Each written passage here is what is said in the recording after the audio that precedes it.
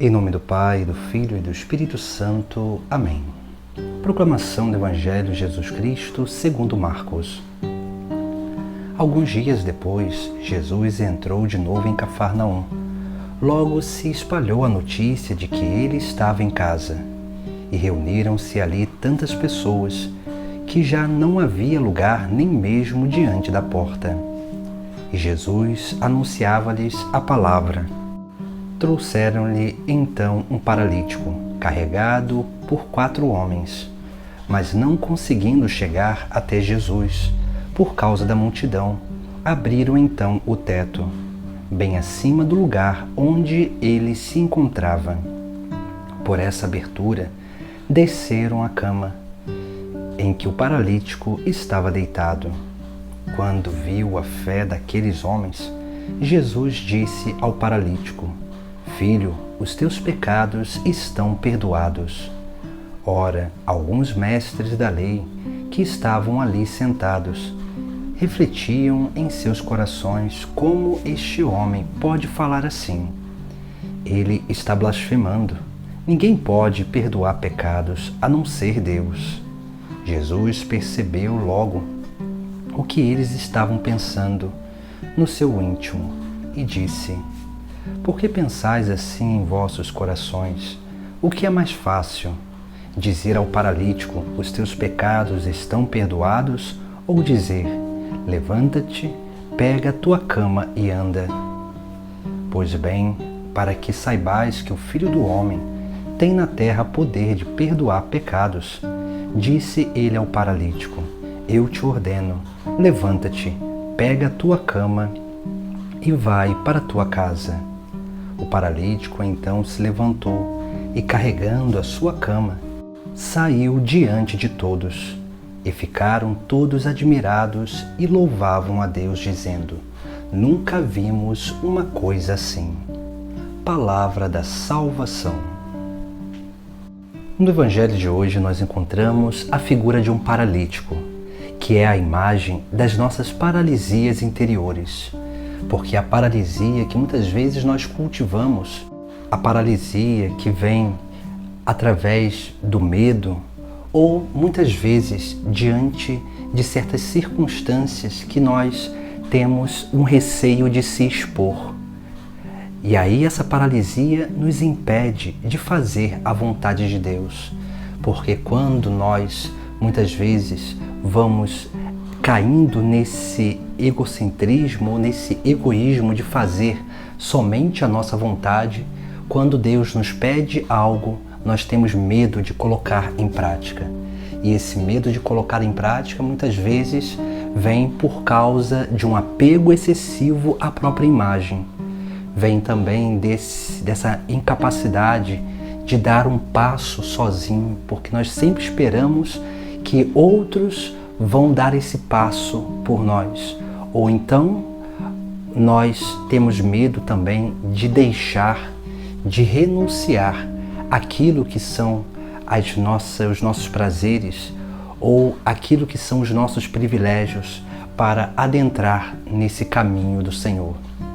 Por isso que muitas vezes nós podemos cultivar essas paralisias que vão nos fazendo mal, essas paralisias que vão nos levando e nos jogando num grande vazio.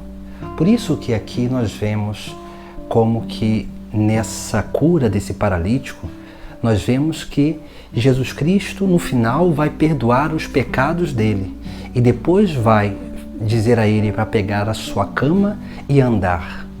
Mas antes disso nós temos uma imagem daquilo que deve acontecer primeiro na nossa vida. Nós temos aí a figura do paralítico, que é a imagem de cada um de nós. Mas nós temos também a figura de uma casa. A casa, ela representa aquilo que é a nossa própria vida interior, a nossa consciência. Por isso que, se nós olharmos bem, Jesus está dentro daquela casa. E Jesus estando dentro daquela casa, isso representa que Deus que nos criou, Ele coloca no mais profundo da nossa alma, do nosso coração, aqueles desejos profundos de eternidade, de felicidade, de bondade, de busca pela verdade. Esses desejos, esses anseios profundos, eles precisam ser correspondidos. E eles só são correspondidos na medida em que nós vamos encontrando em alguém aquilo que realmente corresponde aos mais profundos anseios da nossa alma, do nosso ser. Por isso que nós precisamos acordar esses anseios profundos que nos levam a Cristo, porque somente em Jesus Cristo nós teremos realmente aquilo que é a resposta para os nossos anseios, porque essas respostas a esses anseios nós encontramos em Deus, que é manifesto através do próprio Filho de Deus nessa terra. Por isso que nós precisamos também do auxílio desses 4 homens. O auxílio desses 4 homens representam as 4 virtudes cardeais. As 4 virtudes cardeais que elas nos elevam a uma maturidade humana, porque a justiça nos dá a capacidade de dar a cada um o que é devido. Ela vai nos ajudando cada vez mais a refletir de forma justa sobre todas as coisas, não só diante de uma justiça humana, mas também ela nos abre a meditar todas as coisas segundo a justiça do próprio Deus, que é amor, que é misericórdia, que é perdão, que é caridade. Depois, nós temos a virtude da prudência. A virtude da prudência, ela usa aquele medo que nós temos, que é natural da nossa vida, para nos manter naquilo que é o verdadeiro caminho. Mas a virtude da prudência, ela usa somente o medo como um instrumento de equilíbrio daquilo que é as nossas atitudes. Porque o medo nos faz parar.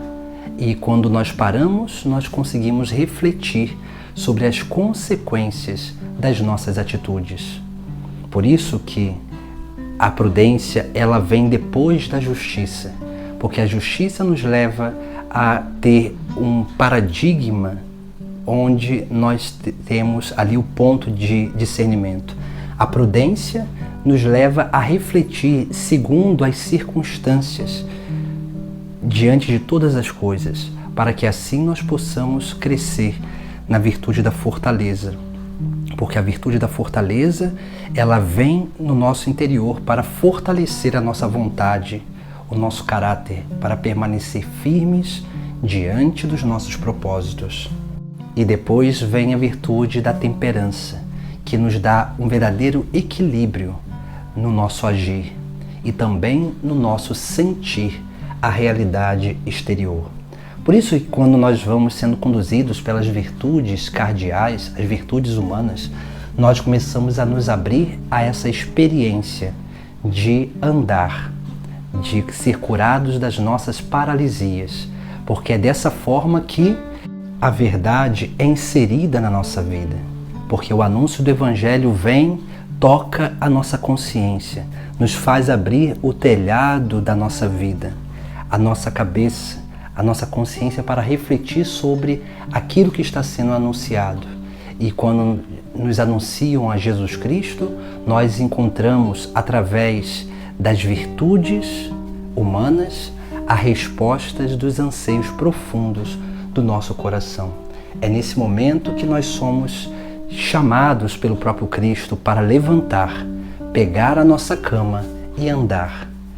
E assim nós somos curados não só da nossa paralisia, mas também dos nossos pecados, porque a cura dos pecados vem através desse caminhar de seguimento a Jesus Cristo, onde nós vamos correspondendo a Ele, o chamado dele, e nesse caminho nós vamos sendo purificados dos pecados que nos atrapalham a caminhar, pois o caminho se faz caminhando, e na medida em que nós fortalecemos os nossos passos neste caminho, mais ainda nós seremos capazes de corresponder ao chamado de Deus na nossa vida, para que possamos verdadeiramente, a partir de uma maturidade humana, alcançar o verdadeiro sentido espiritual da nossa vida, que é o próprio Filho de Deus, aquele que é o caminho,